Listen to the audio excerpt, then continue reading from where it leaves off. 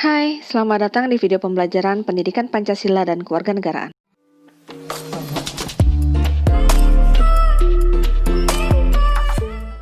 Video ini berisikan materi bab 2 untuk kelas 10 yang merupakan materi lanjutan dari video yang sebelumnya. Dengan kompetensi dasar 3.2 untuk pengetahuan dan 4.2 untuk keterampilan.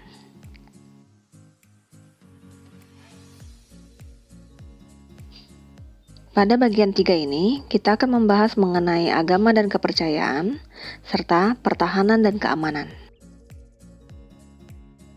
Yang pertama, kita akan membahas mengenai kemerdekaan beragama dan berkepercayaan di Indonesia. Bangsa Indonesia adalah bangsa yang percaya dan takwa kepada Tuhan Yang Maha Esa. Dan ini menjadi salah satu ciri khas kepribadian bangsa Indonesia. Kepercayaan bangsa kita kepada Tuhan Yang Maha Esa dituangkan dalam sila pertama Pancasila. Kemudian pada pembukaan Undang-Undang Dasar Negara Republik Indonesia tahun 1945 pada alinea ketiga, dan kemudian dalam pasal-pasal Undang-Undang Dasar Negara Republik Indonesia pada tahun 1945, yaitu pada pasal 28E ayat 1 dan 2,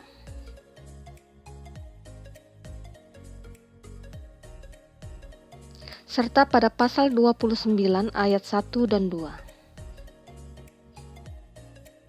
Pasal-pasal ini juga berisikan mengenai jaminan kemerdekaan beragama dan berkepercayaan di Indonesia.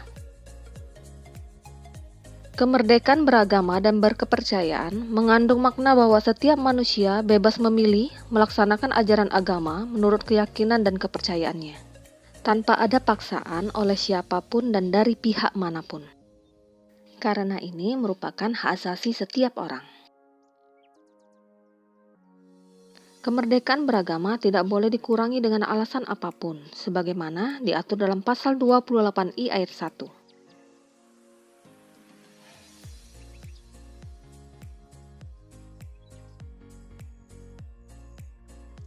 Untuk mewujudkan ketentuan dalam pasal tersebut, maka diperlukan hal-hal sebagai berikut ini.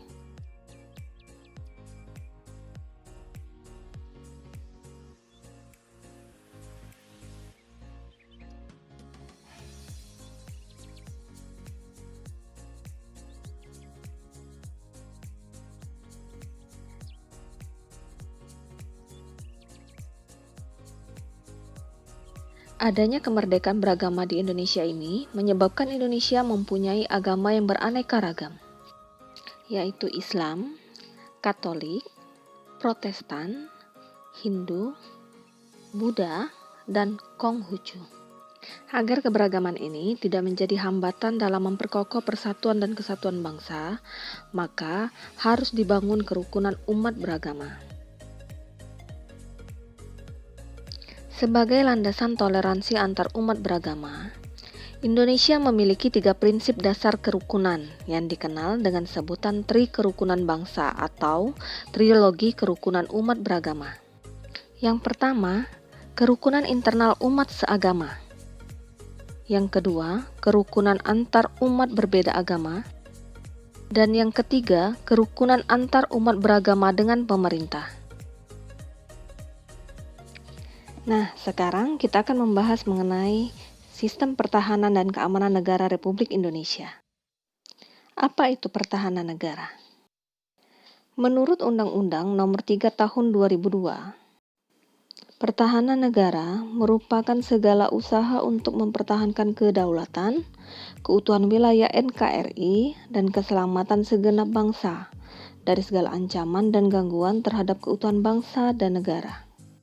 Pengertian sistem pertahanan negara menurut Undang-Undang Nomor 3 Tahun 2002 yaitu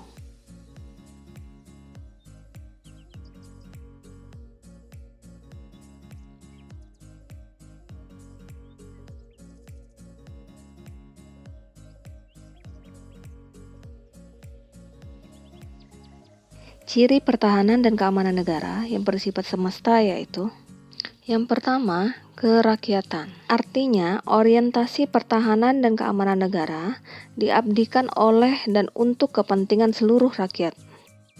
Yang kedua, kesemestaan. Artinya, seluruh sumber daya nasional didaya gunakan bagi upaya pertahanan. Yang ketiga, kewilayahan. Artinya, kekuatan pertahanan dilaksanakan secara menyeluruh dan merata di wilayah Negara Kesatuan Republik Indonesia sebagai negara kepulauan.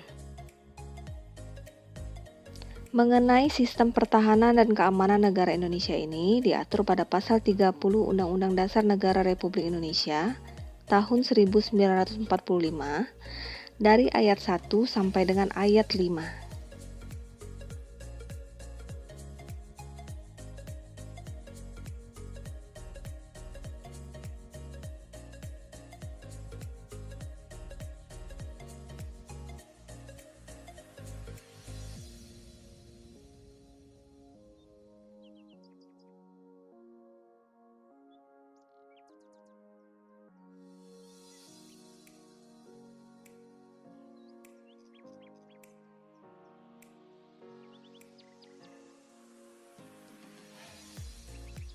Untuk memperkokoh sistem pertahanan dan keamanan negara, dibutuhkan kesadaran bela negara dari setiap warga negara Indonesia.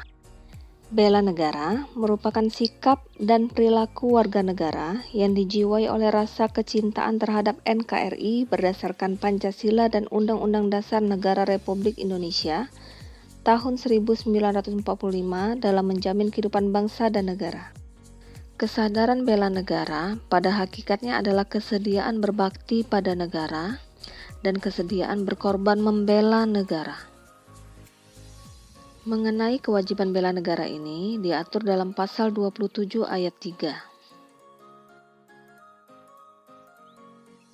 Kegiatan bela negara diwujudkan dengan berpartisipasi dalam kegiatan penyelenggaraan pertahanan dan keamanan negara, sebagaimana diatur dalam pasal 30 ayat 1.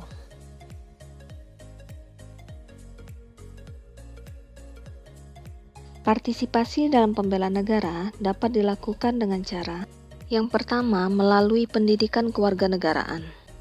Karena melalui pelajaran ini dapat memupuk jiwa patriotik, rasa cinta kepada tanah air, semangat kebangsaan, kesetiakawanan sosial, kesadaran akan sejarah perjuangan bangsa Indonesia, dan sikap menghargai jasa para pahlawan. Yang kedua, pelatihan dasar kemiliteran secara wajib, yang diberikan dalam bentuk latihan sikap dan kepribadian seperti militer, yang bertujuan untuk membentuk sikap dan jiwa patriotisme. Yang ketiga, pengabdian sebagai prajurit TNI. Dan yang keempat, pengabdian sesuai dengan profesi keahlian. Demikianlah video pembelajaran bab 2 ini. Sampai jumpa.